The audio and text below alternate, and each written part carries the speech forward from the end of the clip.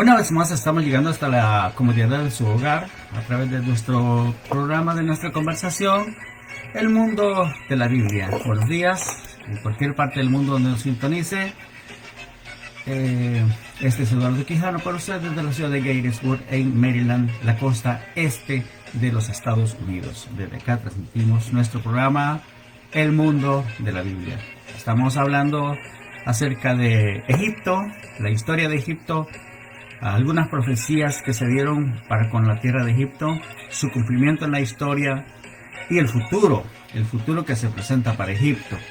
Ya lo decíamos la semana pasada, a veces resulta un poco como fuera de espiritualidad hablar de Egipto, porque en el mundo evangélico, digamos lo tradicional, en el mundo evangélico religioso, Egipto es una figura del mundo y Faraón ha sido una figura de Satanás. Entonces se ha satanizado Egipto de tal manera que no es muy favorable o no es muy común hablar cosas buenas de Egipto. Sin embargo, a nosotros nos interesa la historia, nos interesa el cumplimiento profético en la historia.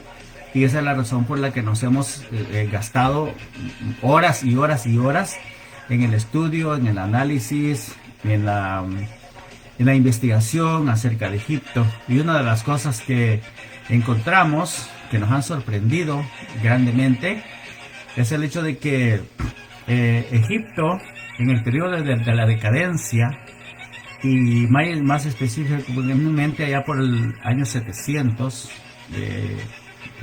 sí, en el año 700 más o menos, hubo una estirpe, hubo una serie de reyes en el sur, que eran los cushitas. Los cushitas. Recordemos que Egipto fue llamado también la tierra de Cam. Se cree que Cam emigró juntamente con Misraim hacia Egipto, y Cam también fue el padre de Cush. Y a Cush se le ha encontrado en el sur, en el África subsahariana. Subsahariana quiere decir que está abajo del desierto del Sahara. Entonces el África subsahariana, de lo cual muy poco se sabe, déjame decirle. Muchos de nosotros no sabemos mucho acerca de las culturas que se desarrollaron en el sur de Egipto. Hablamos de el Sudán, hablamos de Nubia, hablamos de esa región que durante mucho tiempo permaneció en un misterio, pero algunos investigadores han sacado a relucir esta dinastía cushita, que está también, que se le conoce como los faraones negros. Así, los faraones de la raza negra. Entonces, esta dinastía cushita surgió ahí por el año entre el 900 y el 700, por ahí. Estamos hablando del periodo de decadencia, cuando hubo muchas divisiones allá en el área del delta del Nilo. Hubo allá a aquel lado algunas dinastías. Al mismo tiempo había 2 o 3 dinastías en esa región del delta del Nilo. Entonces, mientras eso sucedía allá en la parte alta, el Alto Egipto, como se le conoce, al área de que ahora es el Sudán, allí era la tierra de Cush, los cushitas. Así que estos cushitas pues se hicieron fuertes en una ciudad que se llamaba Napata, allá por la cuarta catarata. Recuerde que el Nilo tiene 6 cataratas, por lo menos eso es lo que se conoce, 6 cataratas. Y digamos que el Bajo Nilo prácticamente empezaba a partir de la primera catarata, y de la primera catarata, segunda, tercera, cuarta, eso era lo que se conocía como el Alto Egipto. Así que ahí en el Alto Egipto pues surgió esta estructura política, que eran los cushitas, los descendientes de Cam, también de Cush, el hijo de de Cam. Entonces estos descendientes se levantaron y habían aprendido tanto acerca de la cultura egipcia que crearon una dinastía ellos, la dinastía Kushita. Y ellos se hicieron fuertes y fueron hacia el norte, fueron avanzando hacia el norte, hacia el norte, hacia el norte, y fundaron una de las ciudades más famosas de la época decadente, vamos a decirlo, que es Tebas. Tebas, que también fue conocida como Noamón. Esa ciudad fue fundada a la mitad de cerca de la segunda catarata. Fue fundada la ciudad de Tebas, y esa se convirtió en una de las capitales. Claro, ellos tenían a Napata como su ciudad, como su capital, pero fundaron a Tebas y la convirtieron en una capital sacerdotal, en una capital religiosa. Así que, y luego siguieron avanzando hacia el norte y lograron unificar, porque lograron derrotar a los diferentes reyes, a las dos dinastías que había allá en el lado del delta del Nilo.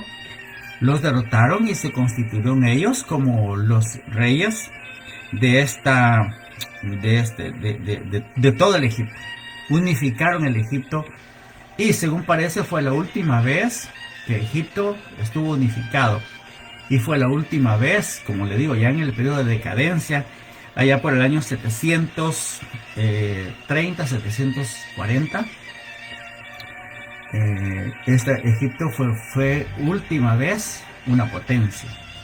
Así que ya vamos a ver cómo se relacionan estos reyes cushitas con la tierra de Israel, o con el mundo bíblico, con el mundo bíblico, vamos a decir, ¿verdad?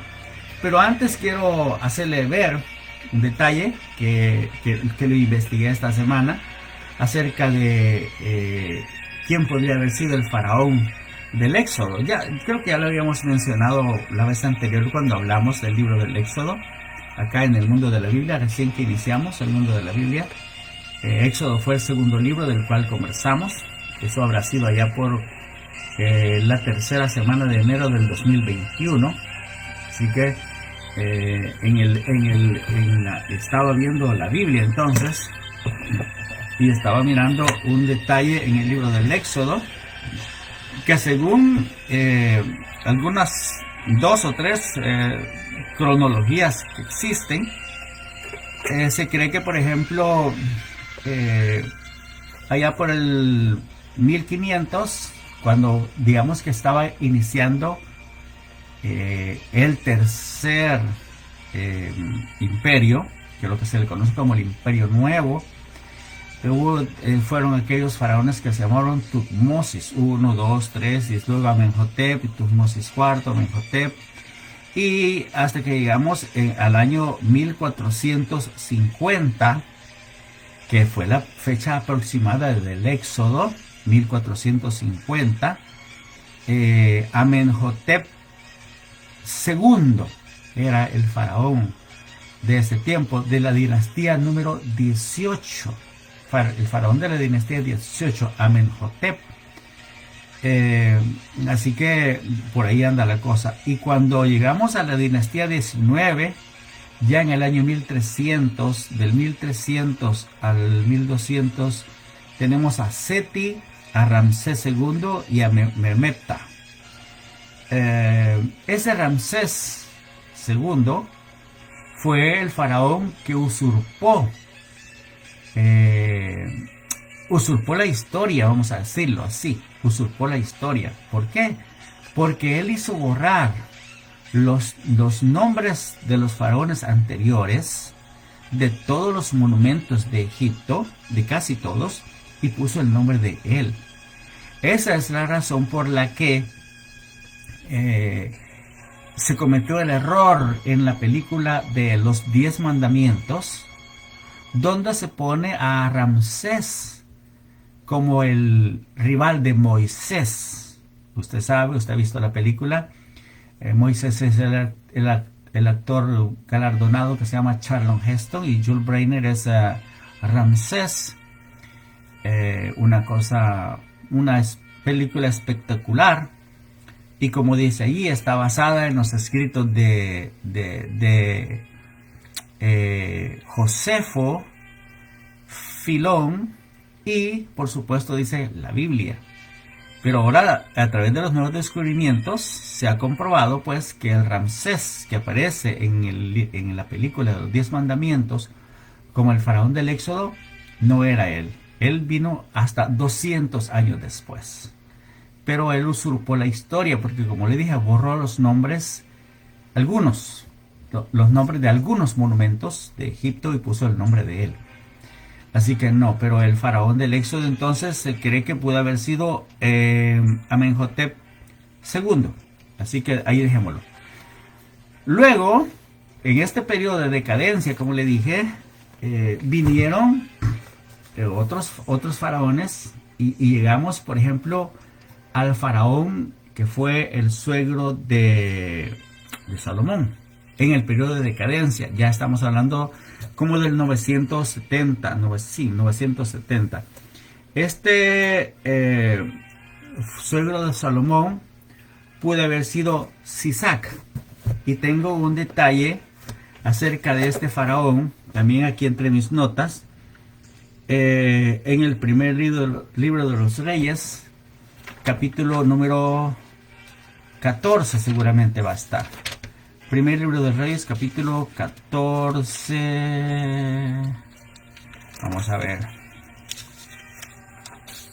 Sí, capítulo 14. En el versículo número 25 dice: al quinto año del rey Roboam subió Sisac, rey de Egipto, contra Jerusalén.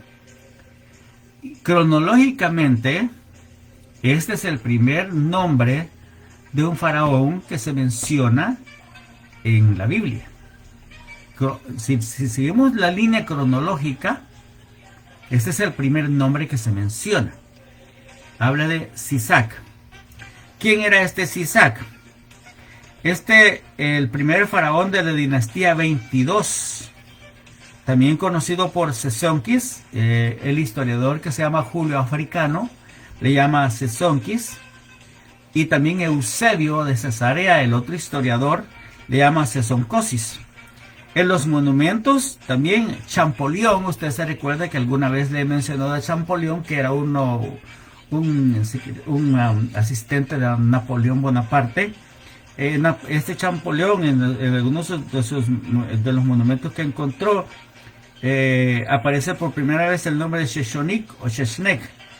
Sisac describe en estos monumentos que Champollion encontró y descifró. Sisac describe su campaña contra Judá en un relieve en el muro externo del primer palacio construido por él en Karnak.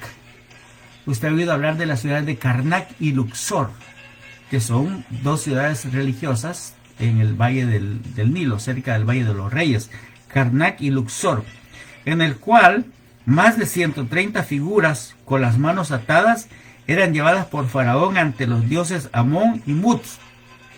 Eran los dioses de esas ciudades, porque esas eran ciudades religiosas, Karnak y Luxor. Usted puede investigar ahí qué ciudades eran estas.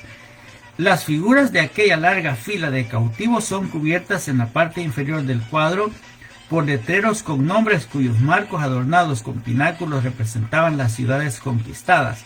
Algunos de los letreros pueden ser leídos y los nombres de algunas ciudades del reino de Judá pudieron ser identificadas.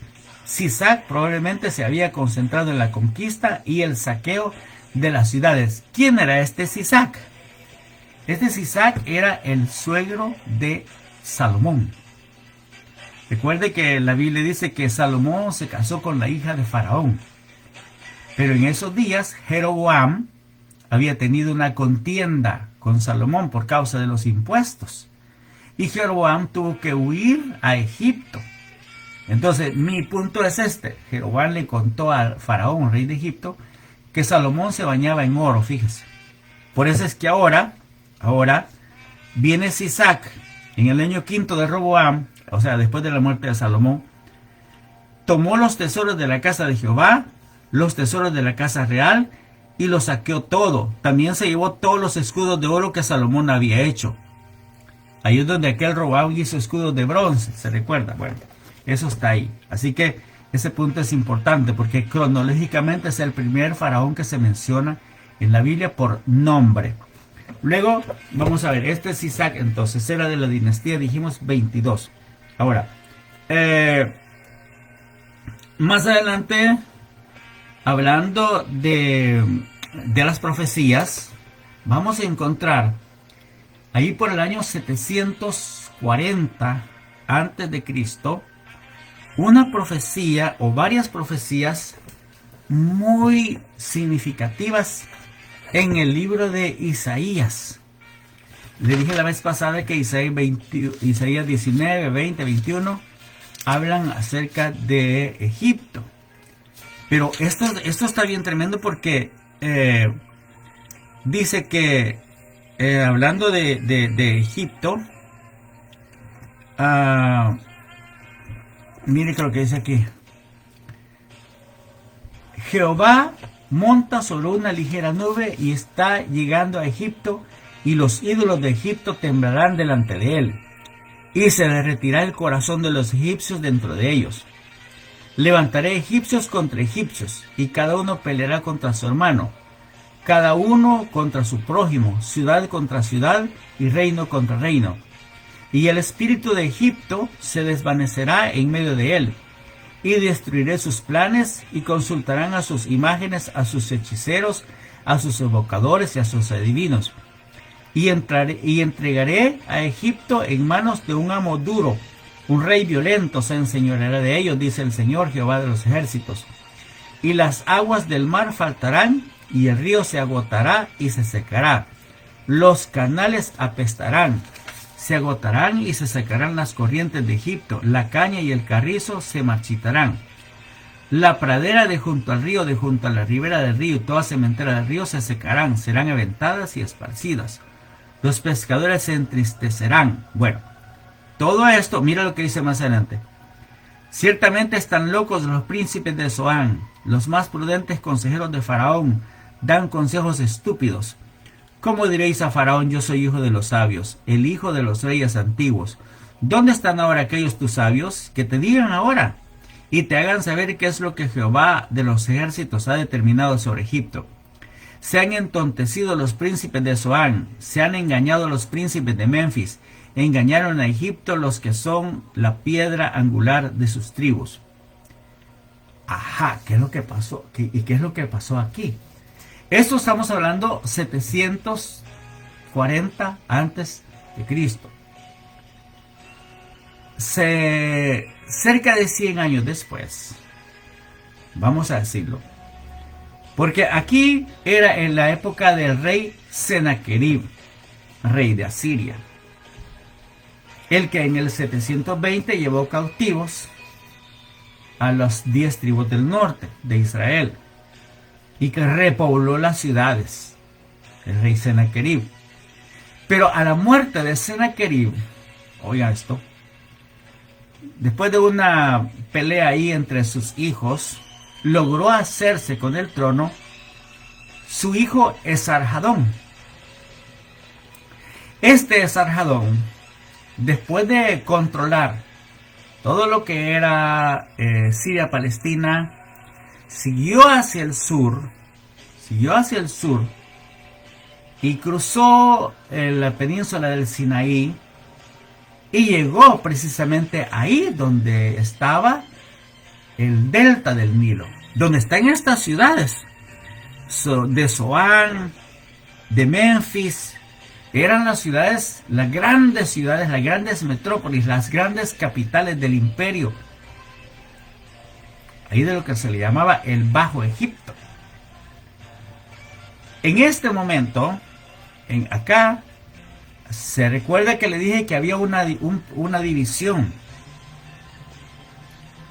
de tal manera que allá en el sur, los cushitas estaban iniciando una etapa de dominio, mientras acá en el lado, el sur, mientras acá en el norte, en el estuario, en el delta, estas dinastías se están peleando unas con otras. Por eso dice, levantaré Egipto egipcio contra egipcio. Mire qué interesante esto. Entregaré en manos, levantaré egipcio contra egipcio y cada uno peleará contra su hermano, cada uno contra su prójimo, ciudad contra ciudad y reino contra reino. Oh, no, hombre, eso está tremendo porque eso fue lo que pasó ahí precisamente. Una dinastía peleando contra otra dinastía y luego no aceptaban el dominio o el levantamiento de los cushitas allá en el sur, allá como le dije en Napata, y que venían hacia el norte y que habían puesto a Tebas como la gran capital, ahora ya Memphis y esas otras ciudades, Zoán, esas ya no eran reconocidas porque Tebas a través de los cushitas había sido nominada la nueva capital y los cushitas venían hacia el norte. Pero entonces el hijo de Sennacherib, Esarhadón, aprovecha esta coyuntura política y entonces hace que se peleen entre ellos. Y luego, ¿quién sale ganando ahí? Esarhadón. Claro. Pero entonces, Esarhadón llega y se establece ahí.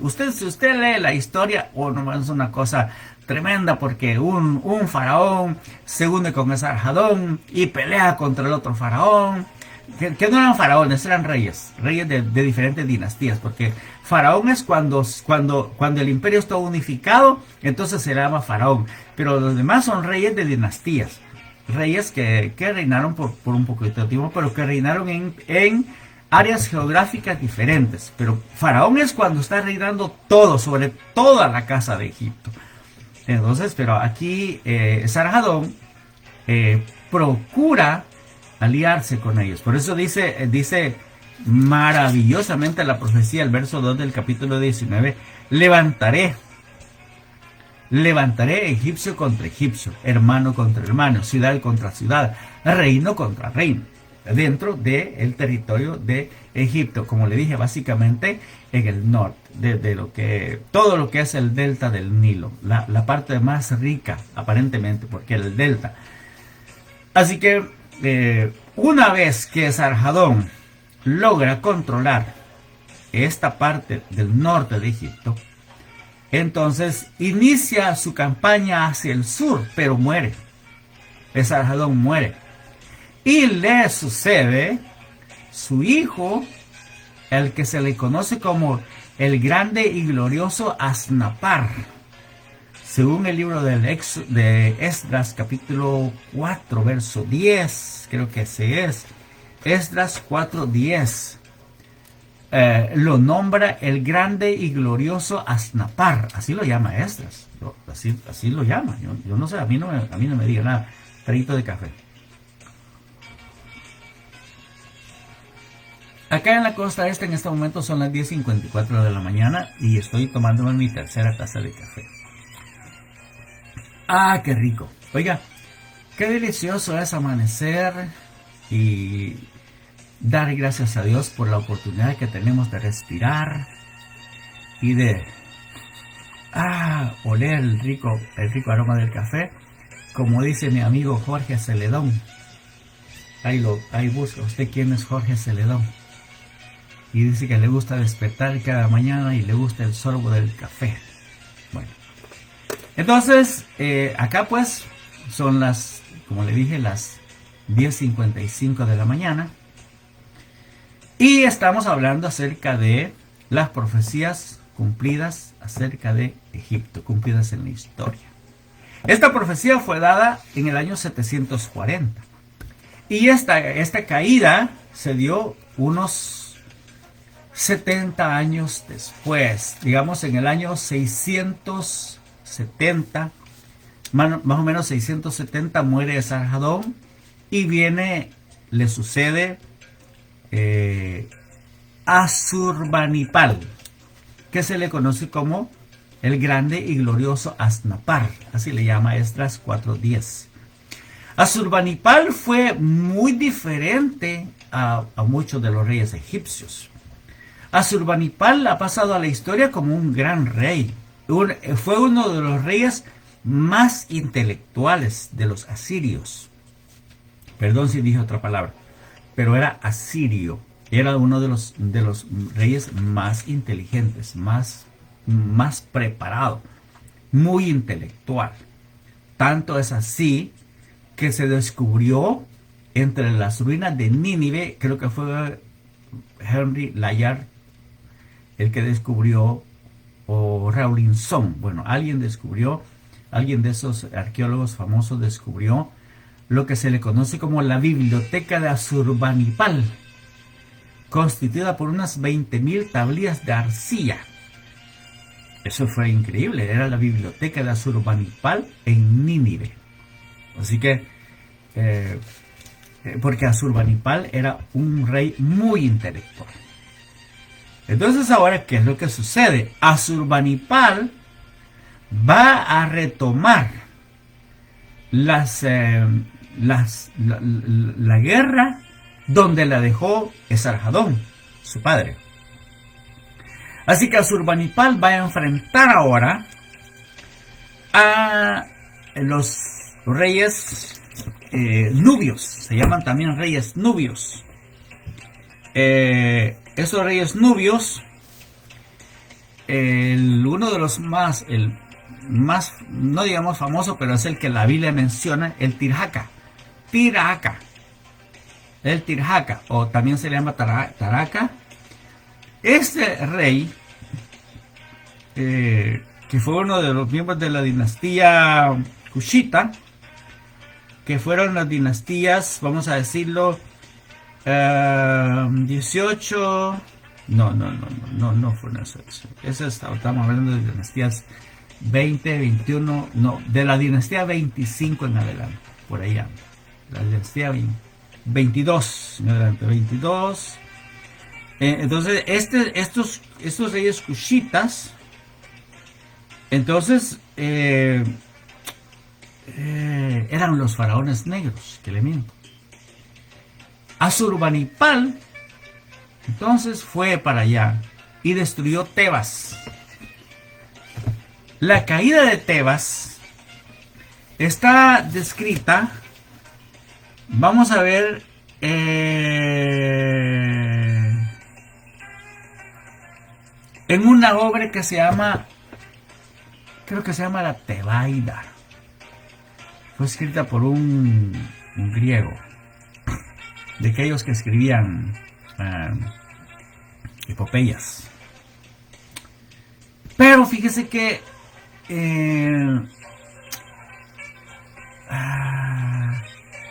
hay algo bien interesante en esta situación, y es que en Isaías 20, vamos a ver, en Isaías 20, ya vamos a ver lo que va a pasar ahí, pero en Isaías 20,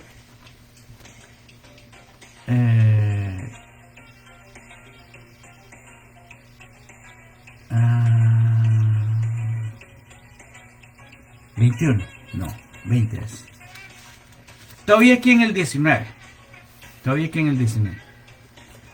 donde habla de que Jehová ha infundido espíritu de vértigo en medio de Egipto. Hicieron errar a Egipto en todas sus empresas, como se tambolea el ebrio por su vómito. Y no le saldrá bien a Egipto cosa alguna que haga la cabeza o la cola, la palmera o el junco. Fíjense que una de las cosas que hizo Asurbanipal, que no habían hecho antes, es que a los egipcios los esclavizó y se los llevó de Egipto, de su tierra, hacia las diferentes ciudades del imperio asirio. Entonces los egipcios fueron a parar a Susa, a Pasargada. Algunos egipcios fueron a parar, ¿sabe hasta dónde? Hasta Afganistán, a la India, porque el rey Asurbanipal, al cual se le llama el grande y glorioso Asnapar. Y cuando usted lea estas cuatro, va a ver usted que el grande y glorioso Asnapar hizo, hizo transportar a todos los pueblos conquistados hacia las ciudades asirias, hacia allá, al norte. Eso fue terrible para los egipcios porque ellos, como le dije, nunca habían sido conquistados. Entonces los nubios, o sea, los cushitas, fueron llevados encadenados a través de toda la vía esa, todo el camino. Cruzaron Egipto, cruzaron el Mar Rojo, cruzaron el Sinaí, pasaron toda la Palestina, Siria, hacia el norte, y fueron llevados hasta Alepo, hasta Adana. Algunos fueron llevados a ciudades tan distantes como Ankara, que en Turquía, o sea que ahí era el reino de los hititas, pero allá era parte del imperio asirio. Fueron llevados hasta Ararat, fueron llevados hasta Afganistán y Pakistán. Entonces, eso fue terrible para los egipcios. Más adelante ellos van a regresar.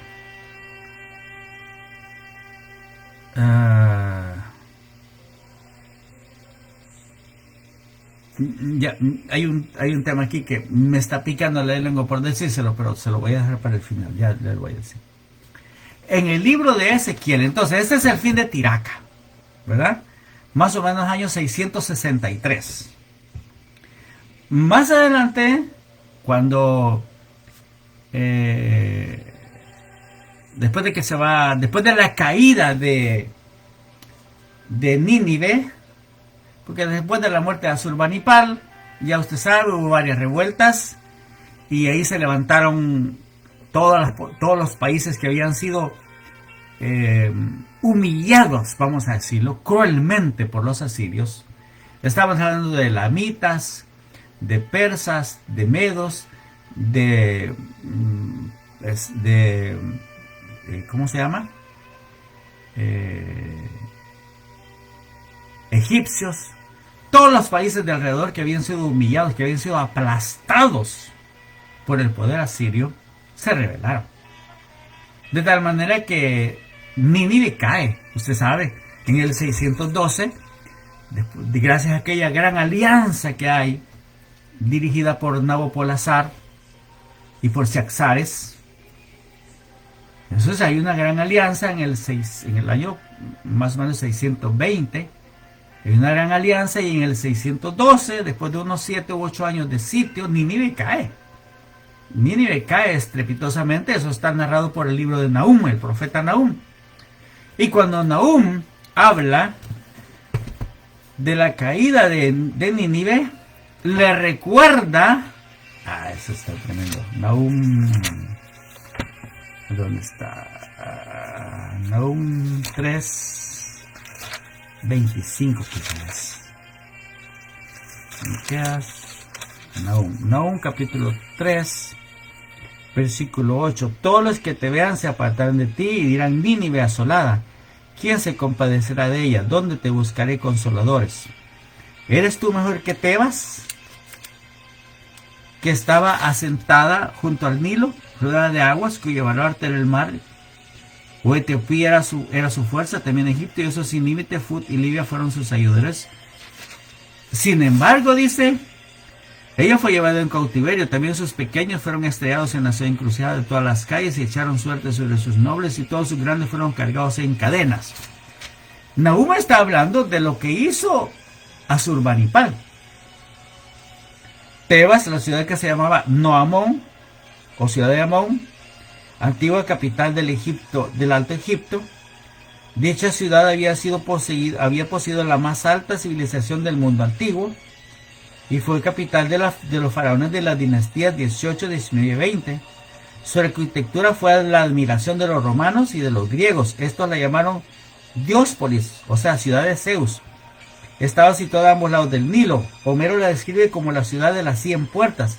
Y Jeremías y Ezequiel profetizaron la ruina de Tebas, que tuvo lugar en el año 663 a manos del rey Asurbanipal, el grande y glorioso Asnapar, que le dije. Ahí está la historia, aquí estoy leyendo la historia, comparada con lo que está hablando Nahum. Nahum está diciendo que Tebas fue destruida. Entonces está hablando a Nínive. ¿Eres tú mejor que Tebas? No. Así como lo que tú le hiciste a Tebas, eso te va a hacer a ti ahora. Entonces ustedes saben, en el 612 pues la ciudad de Nínive cayó. Y los faraones, los egipcios aprovecharon. Y surgió otra dinastía. Que fue fundada por ya en la dinastía número 26, Psamético fue el fundador de esta dinastía, y su hijo Necao fue hacia a pelear contra supuestamente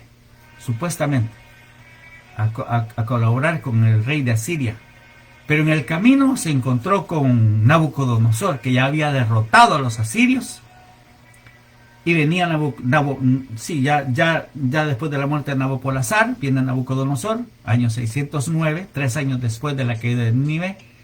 Todavía Faraón Necao no ha llegado a la guerra porque se retrasó. Así que ahora entonces Faraón Necao se encuentra no llega a enfrentar a Nabucodonosor, porque en Megido le sale al encuentro Josías, ya lo dijimos, pelea contra Josías en el valle de Megido, y Faraón Necao mata a Josías.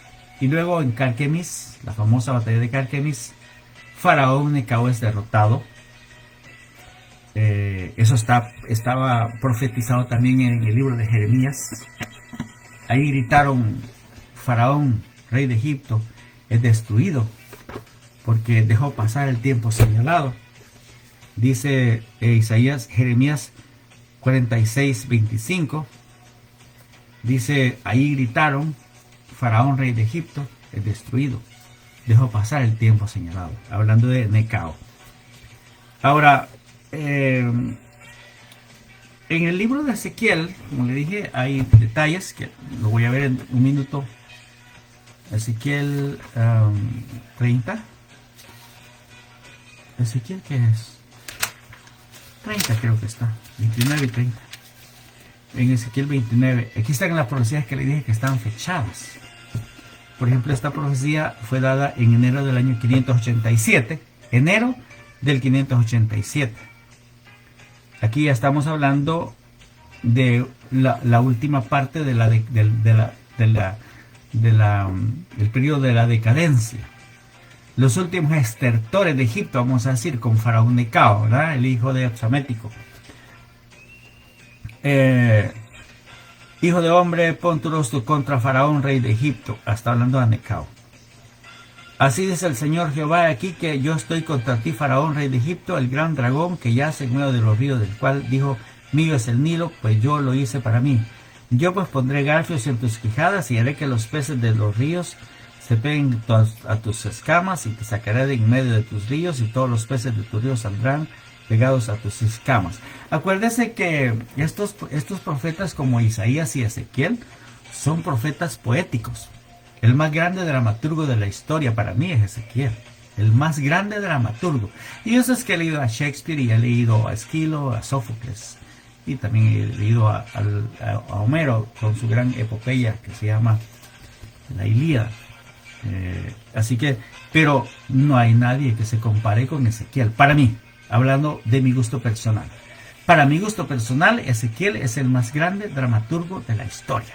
Así que, si usted lee eso, dice acá: yo traigo contra ti espada, y cortaré de ti hombres y bestias, y la tierra de Egipto será asolada y desierta, y sabrán que yo soy Jehová, por cuanto dijo: el Nilo es mío, yo lo hice. Yo estoy contra ti, Faraón, rey de Egipto, el gran dragón que yace en medio de los ríos, del cual dijo: mío es el Nilo, pues yo lo hice. Yo pues pondré garfios en tus quijadas, y haré que los peces de los ríos se peguen a tus escamas. Yo pondré la tierra de Egipto en desolación y en soledad de desierto, desde Migdol hasta Sabené, hasta el límite de Etiopía. Etiopía aquí no es la Etiopía que nosotros conocemos ahora. Acá Etiopía se refiere al Sudán, allá a la parte sur, después de la cuarta catarata, como le dije, que ahora es el Sudán, después de Jartum, que es la capital del Sudán ahora, donde le dije que se hizo la presa de Aswan. Así que cuando la Biblia menciona a Etiopía, no es la Etiopía que nosotros conocemos ahora, que está en el nororiente del continente africano. No, esta Etiopía, que es Kush y que también es Nubia, es al sur, es el África subsahariana, el África subsahariana. Usted sigue toda la corriente del Nilo, primera, segunda, tercera, cuarta catarata, el Sudán, de ahí para allá es, ¿cómo se llama? Kenia y los otros países, y llegamos hasta el lago Victoria, y llegamos a donde están las fuentes del Nilo, que fueron descubiertas por este señor que se llamaba Stanley, que andaba buscando a David Livingstone. Bueno, así que él está diciendo que lo va a esparcir y que nunca más será llamado Egipto. Y luego vino Nabucodonosor, pues, y él otra vez arrasó y él repobló, puso gente nueva a vivir en Egipto. Hasta los israelitas fueron llevados de regreso a Egipto. Y oiga esto, Deuteronomio 28, 60, en el libro de Deuteronomio, capítulo 28, versículo 68, ahí está. Jehová te hará volver a Egipto en naves por el camino del cual te ha dicho nunca más volverás, y ahí seréis vendidos a vuestros enemigos por esclavos y por esclavas, y no habrá quien os compre. Ahí está, todos los pobres de la tierra. Después de que Nabucodonosor destruyó Jerusalén en el 587, los pobres de la tierra fueron llevados junto con Jeremías a Egipto, y allá en Egipto vivieron, y allá querían venderse por esclavos, y decían, es un judío, un israelita, no queremos. Nadie quería comprarlos, esa es la historia, nadie los quería comprar. Y eso venía escrito desde el libro del Deuteronomio, capítulo 28, verso 68.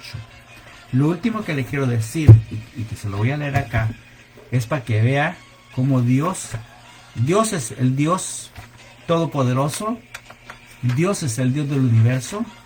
Dios no es el Dios de Israel, Dios es el Dios del universo. Dios es el Dios de toda la creación. Y entonces dice, hablando acerca de Egipto en el futuro de Egipto es glorioso. El futuro de Egipto es glorioso, por más que mis hermanos pastores prediquen en contra de Egipto. En aquel día, hablando ya del milenio, en aquel día, aquí la profecía pega un salto tremendo. Desde la caída de Egipto en los días de Nabucodonosor, se va a saltar más de 2500 años, que es lo que ya lleva ahorita. En aquel día, y dice en aquel día, los egipcios serán como mujeres porque se asombrarán y la tierra se... En aquel día habrá 5 ciudades en la tierra de Egipto que hablen la lengua de Canaán y que juren por Jehová de los ejércitos, una será llamada la ciudad de destrucción. En aquel tiempo habrá un altar para Jehová en medio de la tierra de Egipto y un monumento a Jehová junto a la frontera, y será por señal y por testimonio a Jehová de los ejércitos en la tierra de Egipto, porque clamarán a Jehová a causa de sus opresores, y él les enviará un salvador y un defensor que los libre. Y Jehová será conocido de Egipto, y los de Egipto conocerán a Jehová en aquel día, y harán sacrificio y oblación, y harán votos a Jehová, y los cumplirán. Y herirá Jehová a Egipto, herirá y sanará, se convertirá a Jehová, y le será propicio, y lo sanará. En aquel tiempo habrá una calzada de Egipto a Asiria, y asirios entrarán en Egipto, y egipcios en Asiria, y los egipcios adorarán con los egipcios a Jehová. ¡Hala, qué tremendo es! En aquel tiempo Israel será tercero con Egipto y con Asiria para bendición en medio de la tierra, porque Jehová de los ejércitos los bendecirá diciendo, bendito el pueblo mío Egipto y el asirio obra de mis manos, e Israel mi heredad. Oiga eso, el futuro glorioso de Egipto y Asiria en el milenio, juntamente con Israel. De eso está hablando. Así que a Dios a la gloria por lo que él hace. Dios es soberano. Y como le dije, por más que se diga ahora, nuestros hermanos pastores, predicadores, que Egipto es el mundo y que Faraón es el diablo y todo eso.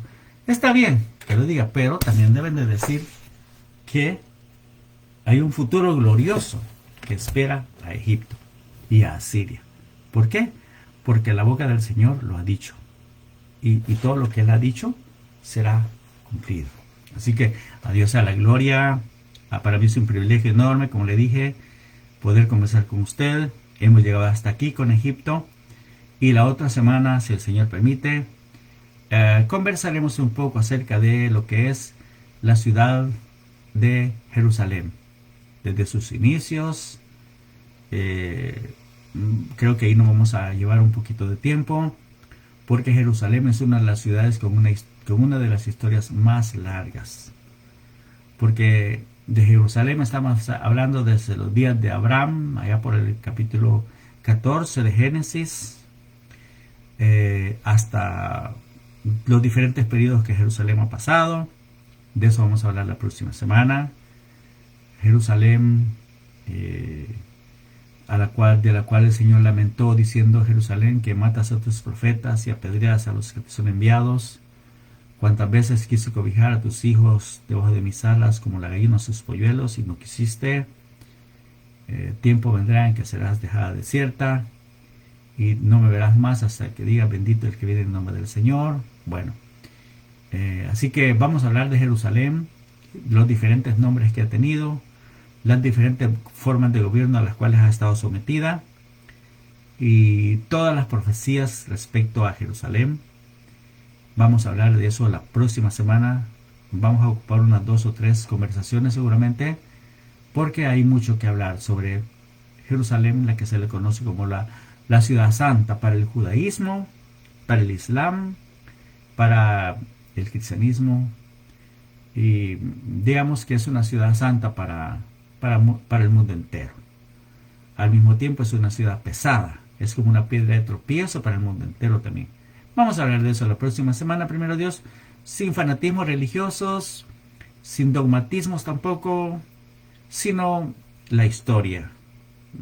Recuérdese que nosotros hablamos de historia y de profecías cumplidas en la historia. Bendiciones para todos, feliz domingo. Hoy día de una buena sopa. Hay que ir a ver si conseguimos una buena sopa de patas, sopa de res, sopa de gallina, donde sea. Si no la podemos hacer en la casa, hay que ir a ver dónde la conseguimos. Feliz día, bendiciones para todos, adiós, salud.